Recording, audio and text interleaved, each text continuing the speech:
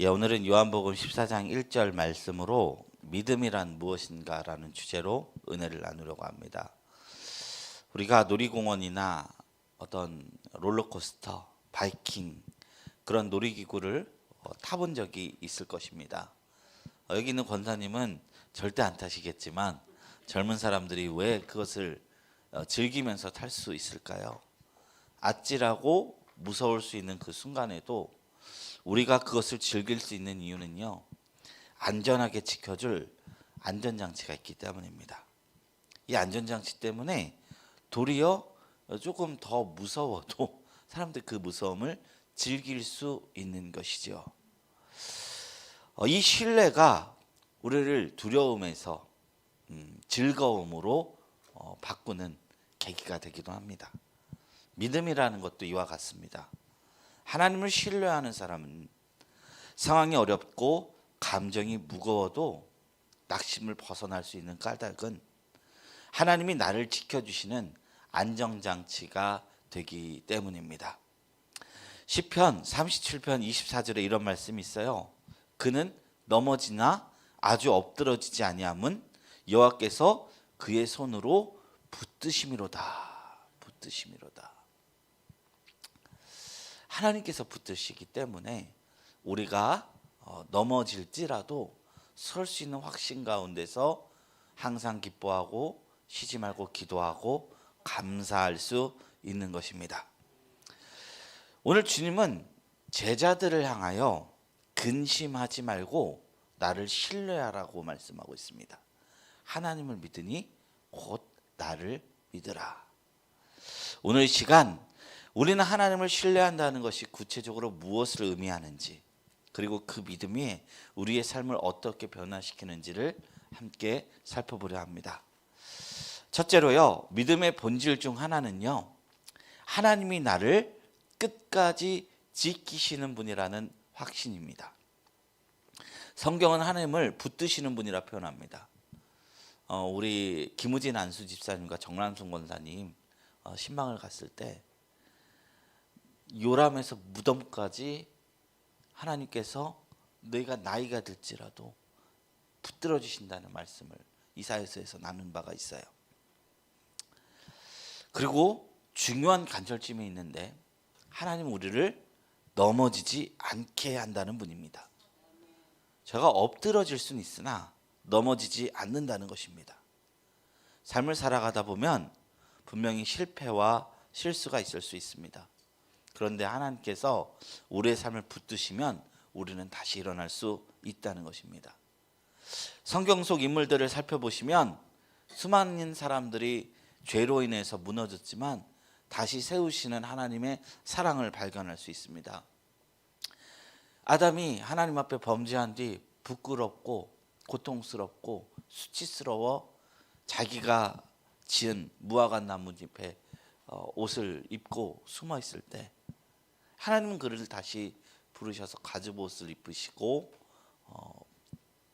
다시금 언약을 주셨던 것처럼, 다윗이 말로 할 수 없는 큰 죄로 인해서 무너졌지만 하나님이 그를 다시 세우셨던 것처럼, 베드로가 예수님을 3번 부인했지만 그를 끝까지 회복시켜 주셔서 초대교회 지도자가 되게 해주셨던 것처럼 하나님 붙드신 사람은 엎드러지나 무너지지 않는다는 것입니다.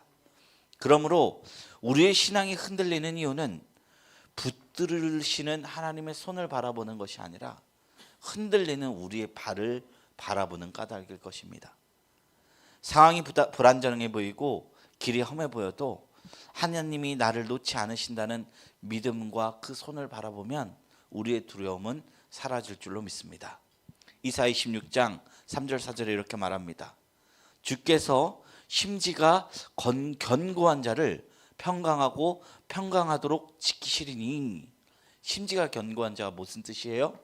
막 내가 내 의지를 갖고 딱 마음을 지키는 걸 심지가 견고하다고 표현하나요? 그렇지 않습니다. 그 다음 구절에 이렇게 나와요. 이는 그가 주를 신뢰함이니이다. 신뢰하는 자가 심지가 견고한 자라는 것입니다. 너희는 여호와를 영원히 신뢰하라. 주 여호와는 영원한 반석이심이로다. 반석은 세월과 풍파를 이겨내는 변함없는 기초를 뜻합니다. 기초 공사가 중요합니다. 우리의 발이 흔들리지 않아야 돼요. 그래서 그 아랍에미리트나 뭐 두바이 이런 곳에 인공섬을 짓는 그런 원리가 어떻게 되냐면 거긴 다 모래밭이래요. 모래밭인데 어떻게 그 높은 건물들을 세울 수 있느냐? 기초 공사에 엄청 힘을 쓴대요. 그 모래밭을 반석처럼 만들기 위해서 철근을 엄청 기다란 것을 5m 간격으로 촘촘하게 박아 넣는데요. 수백 개를. 그게 수백 개, 수천 개, 수만 개를. 그래야만 건물을 버틸 수 있다는 거예요. 모래가 반석이 되어야만 그 모래가 지반이 되고 그 지반에서 건물을 세울 수 있다는 것입니다. 믿음이라는 것은 우리의 발밑을요 반석으로 만드는 과정입니다. 사랑과 환경과 나의 능력은 변합니다. 그러나 하나님의 성품과 약속은 변하지 않는 줄로 믿습니다. 그래서 그분을 우리의 영원한 안전장치로 삼을 때 이 롤러코스터 같은 세상, 바이킹 같은 세상 즐겁고 기쁨으로 살아낼 줄로 믿습니다. 하나님은 성경을 자주 반석에 비유합니다. 우리의 신앙도 마찬가지입니다. 믿음이 세워지는 기반이 어디에 있느냐에 따라 그 사람의 안정성이 결정됩니다.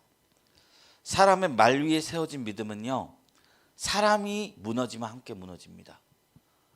우리가 어떤 목사님을 존경해서 신앙생활을 깊게 하게 되면요, 한 번쯤 시험이 와요. 언제? 그 목사님이 변했을 때.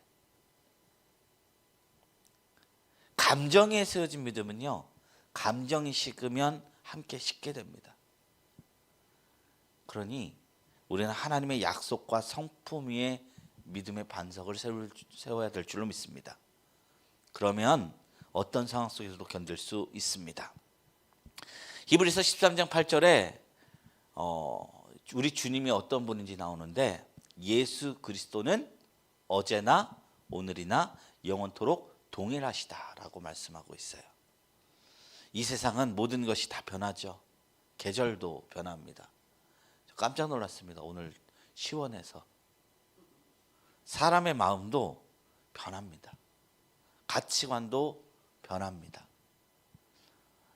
엄청난 권력을 자랑하면서 세워졌던 제국들도 무너집니다. 그러나 하나님은 변하지 않으십니다. 그 점이 우리 믿음의 확실한 기초가 될 줄로 믿습니다. 건물의 기초가 튼튼해야 높은 건물을 세울 수 있듯 믿음의 기초가 하나님이어야 우리의 신앙이 흔들리지 않은 줄로 믿습니다. 인생의 폭풍이 몰아칠 때 기초가 부실하면 무너질 수밖에 없지만 하나님의 반석 위에 서 있다면 폭풍이 불어도 우리는 흔들 수 없는 줄로 믿습니다. 사랑하는 성도 여러분, 오늘 우리의 믿음이 어디 위에 세워져 있습니까? 모래입니까? 반석입니까? 환경입니까? 사람입니까? 하나님의 말씀의 약속 위에 세워 그 믿음을 세워 그분의 평안과 인도하심을 누리시길 주님의 이름으로 축원합니다.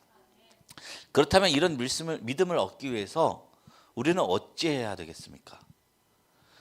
믿음은요, 말씀과 하나님과 동행하는 시간들로 통해서 성장합니다. 이 믿음은요, 하루아침에 완성되지 않습니다. 로마서에 그런 표현이 있어요. 믿음에서 믿음으로 이르게 한다. 앞에 믿음과 뒤에 믿음은 다른 믿음이에요. 우리가 하나님을 믿을 때 시작을 믿음으로 시작하죠. 구원받을 믿음인데 근데 그 순간 우리가 천국에 가지 않고 이 세상에서 하나님과 동행하면서 하나님 말씀을 배우면서 살아가요. 그럼으로써 우리는 하나님이 주시는 완전한 믿음으로까지 선장해 나가는 것입니다. 씨앗이 뿌리를 내리고 싹을 틔우며 열매를 맺기까지 시간이 걸리듯 믿음도 이 말씀과 하나님과 동행하는 경험을 통해서 서서히 자랍니다. 로마서 10장 17절에 말하길 믿음은 들음에서 나며 들음은 그리스도의 말씀으로 말미암는다고 이야기합니다. 말씀은 믿음의 씨앗입니다. 하나님이 어떤 분이신지 그분의 약속이 무엇인지 알게 하는 것이 말씀입니다. 그러나 씨앗이 열매 맺으려면 반드시 그 씨앗 심은 씨앗과 함께 하나님을 경험해 보아야 합니다. 말씀을 삶을 그 안에서 순종하면서 부딪혀 봐야 합니다. 그러면서 그 말씀이 때로 참되다는 것도 체험해 봐야 되고요. 하나님이 얼마나 말씀 가운데서 우리의 삶을 인도해 주신도 체험해 봐야 하는 것입니다. 아브라함을 보십시오. 하나님께서 내가 내게 지시할 땅으로 가라라고 말씀하셨을 때 그는 갈 바를 알지 못했으나 무엇으로요? 믿음으로 순종했다고 했어요. 그런데 그 믿음은 불안한 믿음이었어요. 그래서 아브라함은요, 하나님과 그 믿음으로 시작한 길에서 크고 작은 수많은 사건들을 겪었어요. 뭐 아내도 2번 팔고, 막 조카 롯을 막 구하러 가보기도 하고, 뭐 하나님의 말씀을 약속을 믿어서 순종했는데 그 약속이 안 이루어져 갖고 25년 동안 뭐 기다리기만 하다가 이 하나님의 뜻이 좀 아닌가 보다 그래서 막 첩을 통해서 자식을 낳기도 하고. 근데 하나님은 그 모든 가운데 침묵하셨지만 결국에는 하나님은 그 믿음에서 믿음으로 이끌어 주셨다는 거예요.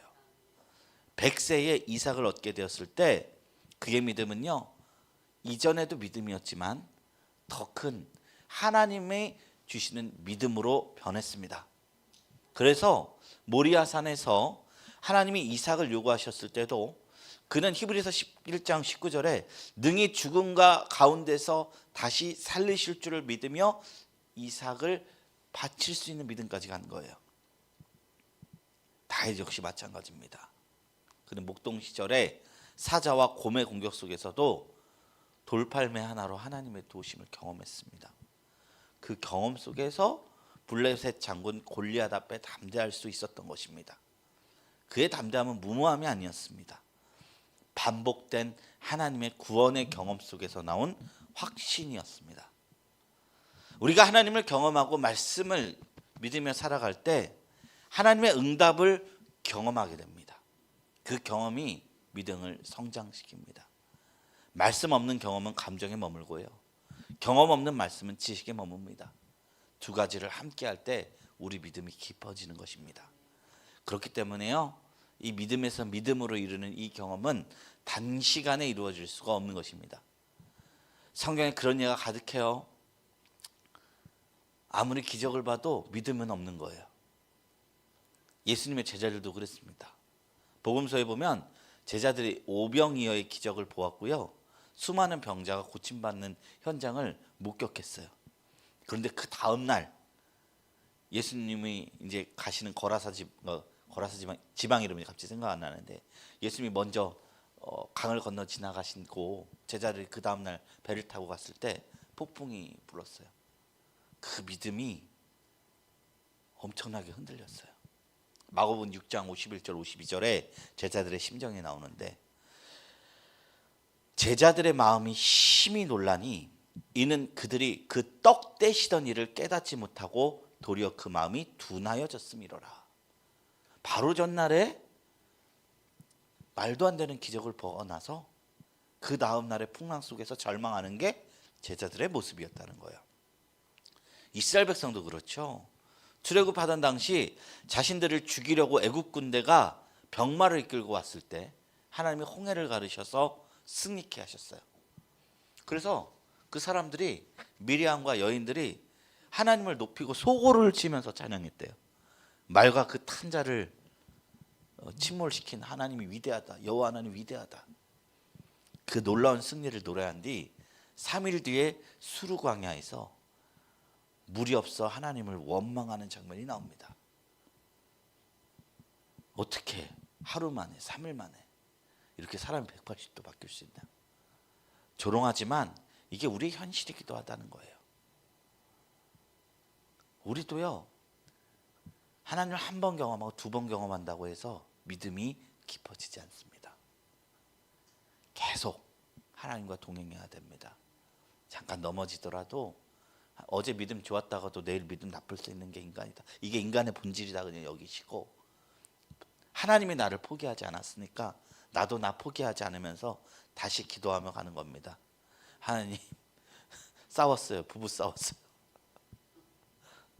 싸울 수 있어요. 다음날 다시 와야 하고 나아가는 거예요. 우리 관계 아니라 권사님 얘기한 겁니다. 쳐다보시길래. 오늘 우리의 삶 속에도 크고 작은 폭풍이 끊임없이 찾아옵니다. 건강의 위기, 경제적인 어려움, 관계의 갈등, 예기치 못한 사고들이 우리를 덮일 때 우리 역시 제자들처럼, 이스라엘의 백성들처럼 두려움과 불안에 휩싸일 수 있습니다. 이때 우리가 붙잡아야 할 진리는 분명합니다. 믿음이 크든 작든 하나님은 여전히 우리의 구원자이시라는 것입니다. 믿음은 크고 작음이 없습니다. 있냐 없냐만 있습니다. 작은 믿음이 있어도요, 이 산을 들어 저리로 옮겨갖고 하나님이 그게 순종한다고 했어요. 그러니까 작은 믿음이라도 내 안에 갖기를 축원합니다. 기억해야 할 것은요, 하나님은 그 가운데서 침묵할 수 있어요. 그러나 침묵하실 때 하나님이 부재하신다는 것이 아니라 준비하고 계신다. 주님의 응답이 더디게 느껴지실 때 하나님이 우리를 무관심하게 여겨서가 아니라 가장 선한 때와 방법을 준비하시기 때문이라는 걸 기억하시길 바랍니다. 때로는 그 기다림 속에서 주님을 신뢰하는 법이 생기기도 하거든요. 그러므로 폭풍을 피하는 것이 우리의 목표가 되어서는 안 됩니다. 엎드려지고요, 그 가운데서 세우시는 하나님의 놀라운 섭리를 보는 것도 우리에게 너무나 필요한 것이에요. 폭풍 속에서도 주님을 바라보고 그분의 약속을 붙드는 것이 우리의 목표가 되어야 될 줄로 믿습니다. 환경이 흔들릴 때 말씀을 붙드십시오. 마음이 무너질 때 기도로 주님께 나아가십시오. 과거에 부어주신 하나님의 은혜를 기억하고 되뇌이고 감사하십시오. 믿음은 완벽한 상태에서만 작동하는 것이 아닙니다. 연약함 속에서도 우리에게 주님의 시선을 고정할 때 그분이 우리의 배에 오르시고 그분의 평안이 우리 마음에 임하는 줄로 믿습니다.